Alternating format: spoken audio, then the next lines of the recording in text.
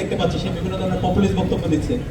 আমরা দেখতে পাচ্ছি তিনি বক্তব্য গিয়ে কচিমচি যারা শিশুরা আছে তাদেরকে জিজ্ঞেস করছে তারেক রহমানের মেয়ের নাম কি, প্রাইম মিনিস্টার সাবেক প্রধানমন্ত্রী বেগম খালেদা জিয়ার নাতির নাম কি।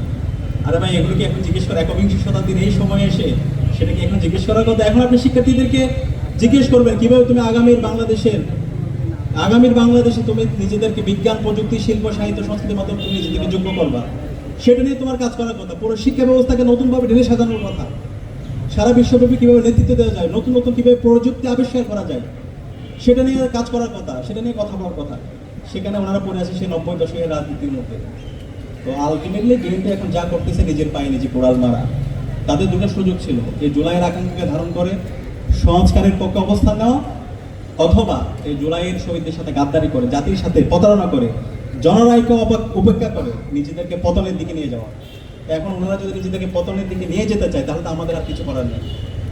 এবং আমি দৃঢ়কণ্ঠে বলছি, বাংলাদেশে জুলাই সনদ বাস্তবায়ন হবে। যতগুলো অধ্যাদেশ হয়েছে প্রত্যেকটা অধ্যাদেশ বাস্তবায়ন হবে ইনশাআল্লাহ।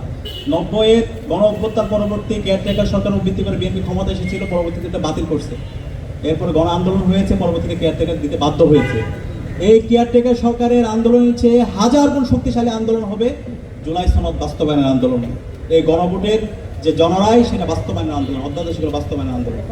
তো আমরা আশা করব বিএনপি যে অধ্যাদেশগুলো বাতিল করেছে সেই অধ্যাদেশগুলো পুনর্বহাল করবে, জনরায়কে সম্মান করবে এবং সবাইকে সাথে নিয়ে একটি নতুন বাংলাদেশ বিনির্মাণের জন্য কাজ করবে। এবং সে বাংলাদেশ বিনির্মাণ করার জন্য এখানে যতগুলো ছাত্র সংগঠন এসেছে আমরা আশা করছি আমরা ঐক্যবদ্ধভাবে কাজ করবো। আমাদের মধ্যে ডিফারেন্স অফ অপিনিয়ন থাকবে, মতানৈক্য থাকবে, কিন্তু বাংলাদেশ প্রশ্নে, জুলাইয়ের প্রশ্নে, শহীদদের আকাঙ্ক্ষার আলোকে একটা নতুন বাংলাদেশ বিনির্মাণের প্রশ্নে আমরা ঐক্যবদ্ধভাবে কাজ করবো, সে উদাত্ত আহ্বান জানিয়ে এবং আজকে যারা উপস্থিত হয়েছে সবাইকে ধন্যবাদ জানিয়ে, আপনাদেরকে ধন্যবাদ জানিয়ে আমি আমার কথা